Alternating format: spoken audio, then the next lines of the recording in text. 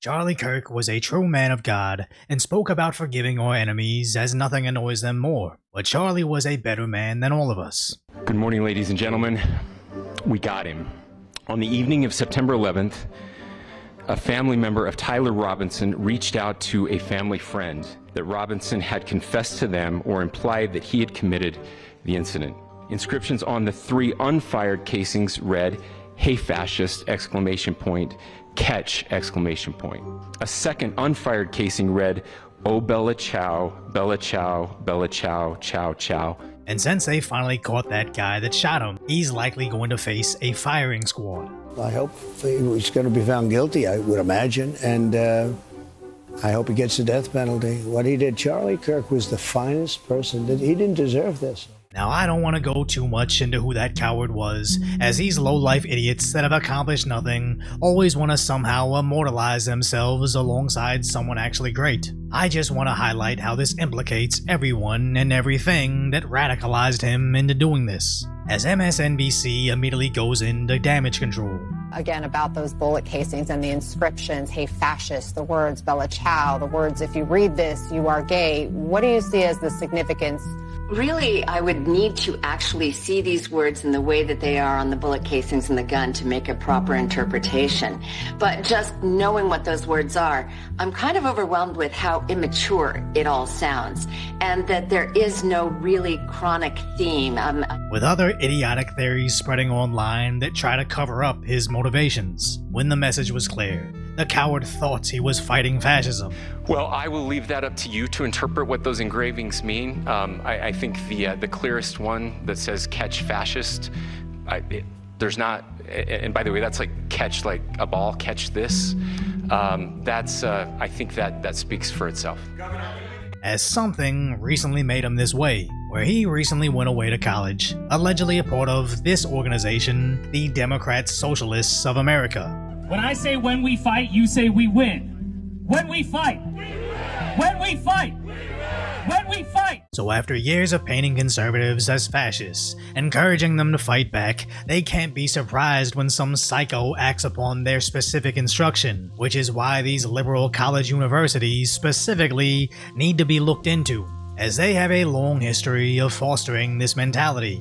And after this murder, universities everywhere are having to fire faculty over their insane social media posts, essentially rationalizing the assassination. As this even gets down to the high school level, with even cheerleading coaches getting exposed for it, which just shows how widespread this issue is in education specifically, as these idiots wouldn't take to social media to post their selfies celebrating a murder unless they thought they'd be met with overwhelming support. But when the left cries, Charlie was a martyr for freedom of expression, but now people are losing their jobs. Rolling Stone forgets the fact that they themselves once encouraged this behavior. As I've never been a fan of cancel culture, but this isn't that. Anybody is free to challenge Charlie's conservative worldviews, but once you say, conservatives deserve to die over their virtues, you are a danger to half of society.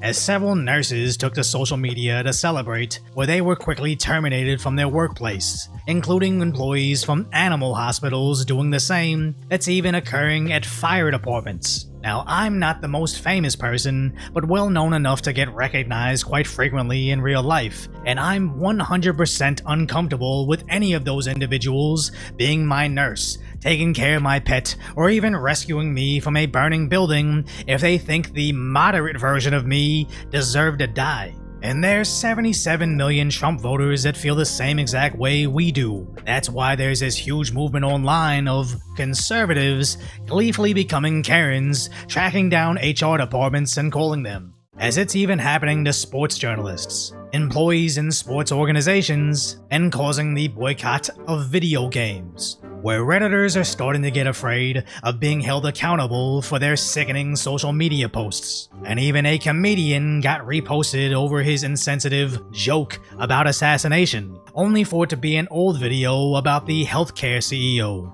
Which this mistake would look bad, except it just highlights the issue with modern-day Democrats. Ever since they got comfortable calling for the end of Trump, this slowly seeped out into anybody and everybody they disagree with for simply committing the crime of not being in their cult. as you don't get this huge wave of idiots cheering when Charlie Kirk gets murdered without the horrifying displays of support for Luigi. As this is the sphere of political violence, you don't get the psychos that actually commit it without the Taylor Swift levels of fandom for it. All these little TikTok dances and jokes don't seem like they're encouraging murder, but I don't see it any other way. So the left can cry about cancel culture finally backfiring all they want. This is something that had to happen for a civil society to correct itself, where Asmongold went to his 4 million subscribers to ask for more of the same. Make sure to talk to HR and let them know how uncomfortable you feel that there's a person who's working at your company who might want to advocate to have you killed because you disagree with them. Tell them that it makes you afraid to come into work. Tell them that, you don't know, maybe you're going to file a lawsuit. You feel unsafe at your workplace. And honestly, here's the important thing. You should feel unsafe, because these people would justify violence against anybody who disagrees with them. And this won't be the only episode. He's making it his mission to expose anybody cheering on political violence. And unlike Charlie Kirk, Asmongold isn't a political figure. He was originally a Twitch video game streamer, which exposes an entirely different audience to who the left actually is, where previously video gamers were a prime audience for internet propaganda from places like Reddit. So of course Redditors were allegedly calling for the targeting of Asmongold. But as I checked for the authenticity of that thread, I found that subreddit was deleted for violating Reddit's rules. But also found when you search for that subreddit's post, only Chinese searches came alongside it, reinforcing the idea this is the work of Chinese bots. What we're seeing is our adversaries want violence. China, we have bots from Russia, China, all over the world that are trying to instill disinformation and encourage violence. As you knew, social media sites were being astroturfed by bots to increase viewership, but now we've basically confirmed it's Chinese bots trying to push this anti-American agenda to terminally online idiots that don't even know they're being manipulated. As Charlie Kirk's in-person popularity on college campuses were a testament to this, drawing in huge Donald Trump-sized crowds, proving that Gen Z is shifting incredibly to the right. And when the left could no longer win the argument with words, they immediately went to violence. And make no mistake, Democrat leadership was directing this the entire time, as the bullets were clearly marked with anti-fascism phrases, responding to the years of Democrat messaging. Do you think Donald Trump is a fascist? Yes, I do. This is what kicking the shit out of fascism looks like. Prevent the spread of the lawlessness and the fascist chaos. So when we say Donald Trump is a fascist, a form of racist nationalism. We are now living in a fascist dictatorship. We're worried about our democracy falling to an authoritarian and potentially fascist form of government. And allow him to take over this country as a fascist dictator. When fascism isn't just coming, it's already here. No one has ever been more dangerous to this country than Donald Trump, and he is a fascist to his core. So of course when conservatives in Congress call for a moment of silence for Charlie, the Democrats can't have that. Let's wait a minute. The House will be in order. The House will be in order. Even all the way in Europe, they do the same. The murder of political activist Charlie Kirk, a husband, loving father, and patriot, has shocked the world.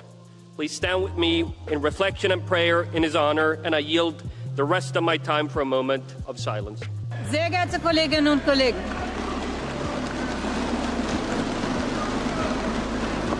Sie können noch weitermachen.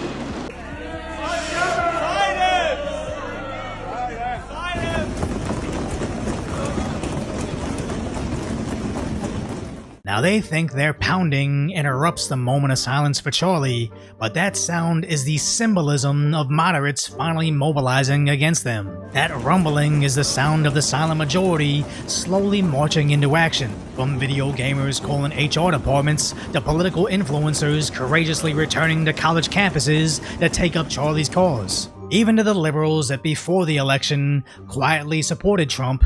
Do you know how many artists that have reached out to me that are like in hippies, man, that thanked me for endorsing Trump because they can't do it. They said they want to, but they don't want to be attacked. They can't say it. Are now openly leaving the left. This was the day that I decided I'm never voting Democrat again. I just came here to announce my official divorce from the Democratic Party. But I've grown really tired of the performance, the fear-mongering, and the refusal to have real conversations. I was an old school Democrat. I will never vote a Democrat, ever. I was a Purple Party independent. You lost me. I'm all red now. That was the last bastion. I can't be a liberal no more. You see the comments? The left has done a really great job of pushing us all over to the right. Where even prominent liberal figures like Shoe-on-Head posted how the left's celebration of murder sent her away from them. I keep seeing people posting online about losing sleep over this specific assassination and how they never met Charlie, but this is just hitting them differently. But it's because Charlie was us. As when they go after a healthcare CEO or presidential candidate, it's still horrible, but not many regular people identify with a CEO or president. But everybody knows what it is to have an unpopular opinion, and now we know the left would celebrate if we were killed over it. Where Shoe-on-Head correctly identifies how no matter how progressive you think you are, you'll never be pure enough for them. Even if you think a Ukrainian war refugee should be safe, or you don't want your city to burn over immigration enforcement, or something simple as you still want to drive your electric vehicle. At some point in time, the liberal hive mind might just turn on you and openly call for your demise. So they took to social media to celebrate Charlie Kirk's murder because they thought it would scare the silent majority from speaking out, not knowing this is the official turning point of the USA. So normally I would want to advertise something here, but all I want to plug is the crowdfunding for Charlie Kirk's family. It was started by Tucker Carlson, whose organization already contributed $1 million, and as of right now, it's near $3 million. So if you're like me and don't think Charlie's family should ever want for anything, please consider contributing or at least sharing the link if you can.